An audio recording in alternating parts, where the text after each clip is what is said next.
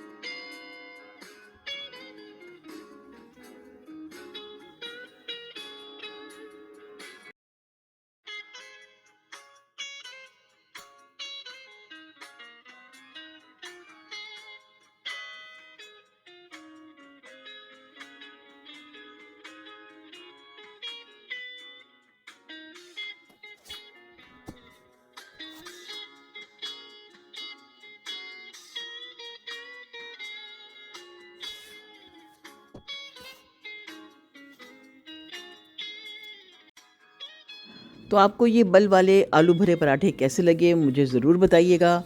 इंतज़ार रहेगा। दिलशाद नज़ीम को दे इजाज़त। दुआओं में याद रखिएगा। खुदा हाफिज़। रब राखा।